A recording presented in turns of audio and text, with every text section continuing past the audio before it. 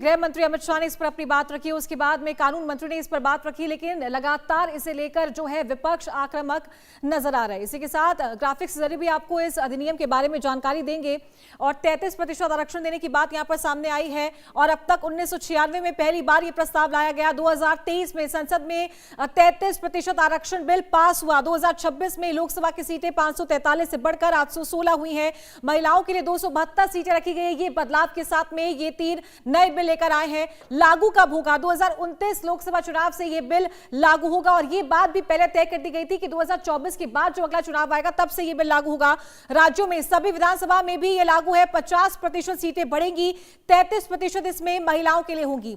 तो 33% महिला आरक्षण। और अब तक की बात करें तो 1996 में सबसे पहले आया था।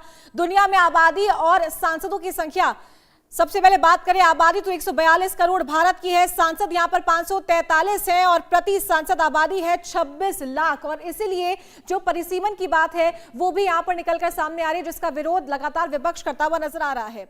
तो आबादी और सांसदों की संख्या, सबसे पहले बात करते हैं आबादी, यानी कि 142 करोड़ की आबादी है भारत में। यूएस की बात करते हैं तो 33 करोड़ की आबादी है और सांसद है यहां पर 435 प्रति सांसद। आबादी यहां पर 7.5 लाख, यानी कि 7.5, 7.5 लाख की आबादी यहां पर आती है प्रति सांसद।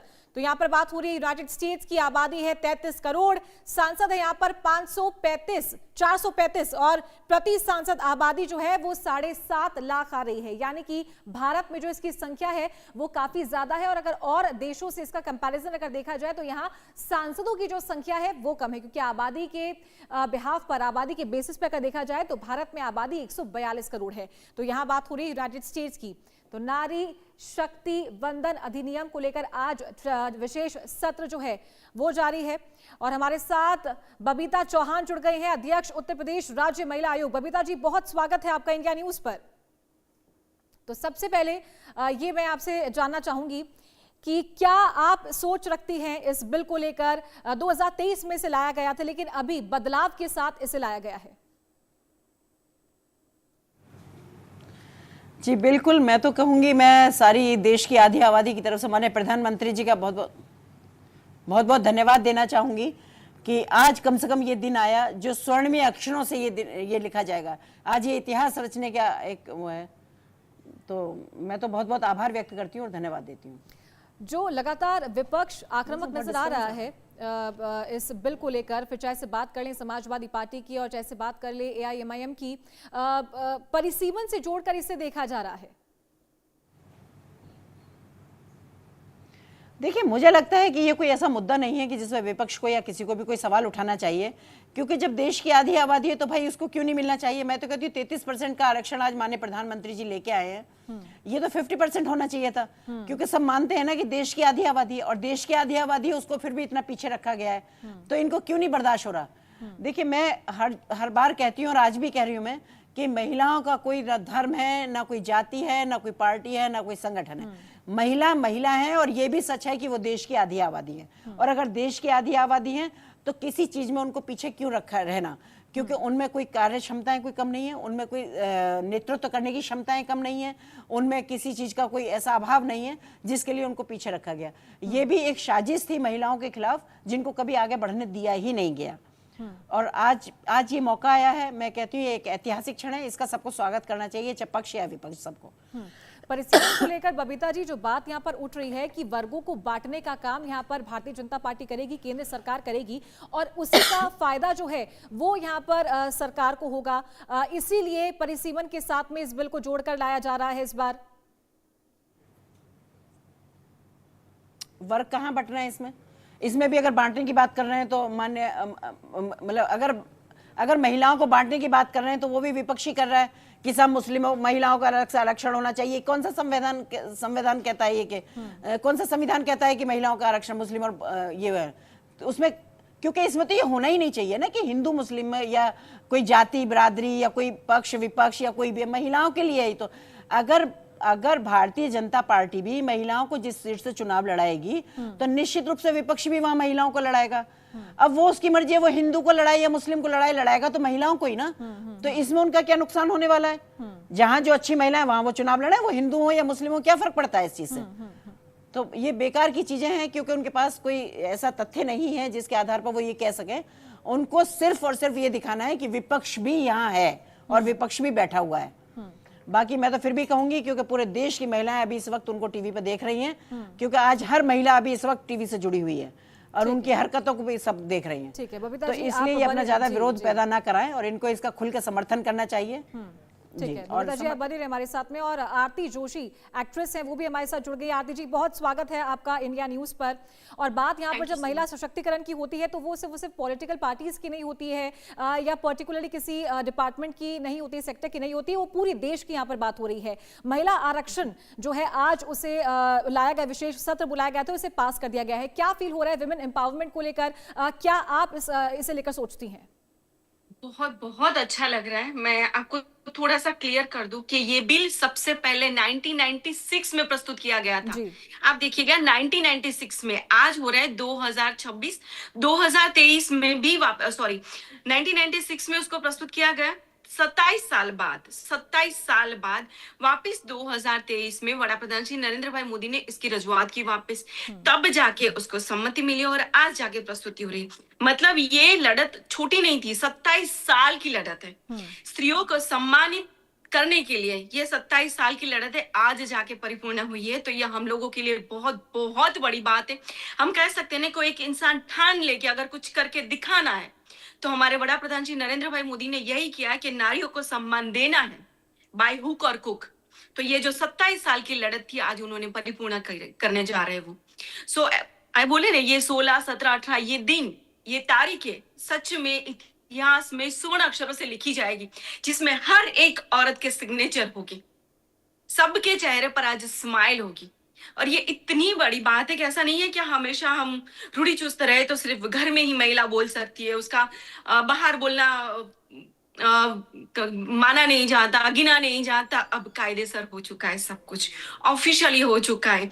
हर तीसरी सीट के बाद और एक अब सांसद महिला होगी। इससे बड़ा गर्व की कोई बात ही नहीं हो सकती। जो भी हमारे देश में निर्णय लिए जाएंगे, जो भी कुछ, उन सब में हमारी भी राय होगी।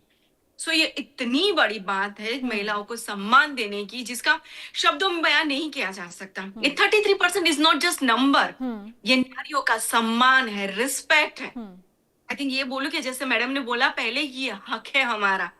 मिलते मिलते बहुत साल निकल गए। ठीक है आरती जी, मैं आऊंगी आपके पास। चलिए बबीता जी, बहुत बहुत शुक्रिया आपका हमारे साथ जुड़ने के लिए और तमाम सवालों का जवाब देने के लिए। आरती जी, दोबारा मैं आपसे ये सवाल लेना चाहूंगी कि किस तरीके से आप आगे जो इम्पैक्ट है इस डिसीजन का देखेंगी। 33% की जो भागीदारी है वो महिलाओं को मिलने के लिए जा रही है। क्या ये जो पॉलिटिकल पार्टीज या जो लोग इसके अगेंस्ट में है, क्या वो मेल शोविनिस्ट है या वो जो पेट्रियार्की चली आ रही है अभी तक, क्या वो वही मानसिकता अभी आगे फॉलो करते हुए आ रहे हैं और इसीलिए विमेन एम्पावरमेंट जो है वो कहीं ना कहीं अब भी पीछे नजर आएगा? नहीं, अब पीछे ना रहे। इसलिए तो बड़ा प्रधान जी नरेंद्र भाई मोदी बहुत समय से कोशिश कर रहे हैं कि विमेन लेड डेवलपमेंट, स्त्रियां आगे आए उतना नहीं, वो लीडरशिप ले, उनके लिए वो फोकस कर रहे हैं। और अब जो विरोधी पार्टी अगर कुछ ऑब्जेक्शन लेती भी है या बोलती है, तो मतलब ये बोलते हैं ना, जब आप कुछ अच्छा स्ट्रॉन्ग और इतिहास बदलने जा रहे होते हैं ना, तो बहुत सारी चीजें ऐसी नेगेटिव आती है जिसका कोई मतलब नहीं है, कोई सुनने वाला नहीं है, कुछ भी वजूद नहीं है। बहुत बेतुकी बातें हैं। ये नारियों के सम्मान की बात है। जब हम बोलते हैं कि हमारे देश में तो स्पेशली स्त्रियों को पूजा जाता है, हम माता मानते हैं, उसको वंदना करते हैं, पैर छूते हैं उनकी, मतलब स्त्रियों को सब कुछ गिना जा सकता है। अब वहां पर उसको जहां रिस्पेक्ट मिल रही है, तो उसके अगेंस्ट आप सवाल उठाएंगे देश को? बिल्कुल। हाँ, मतलब ये पूरे देश के लिए सम्मान की बात है, हर किसी के लिए, और हर कोई गर्व से कहेंगे। और आज मैं जानती हूँ कि शायद हजारों लाखों स्त्रियां नरेंद्र भाई मोदी को 2 हाथ जोड़ के सैल्यूट करके प्रणाम कर रही होगी कि आपने मुझे बकायदा सम्मान दिलाया। आपकी बातों से बिल्कुल मैं भारतवर्ष के लिए बहुत बड़ी बात है एक्चुअली।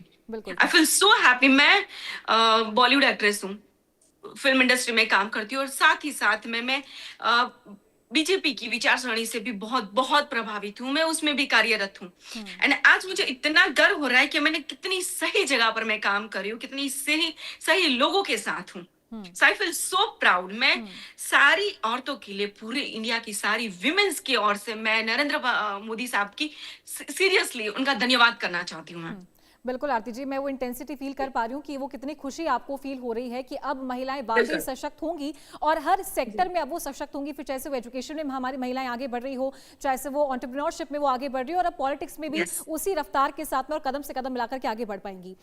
2029 से ये लागू हो रहा है, क्या इम्पैक्ट आप आने वाले 10 सालों में इस डिसीजन का देखती हैं?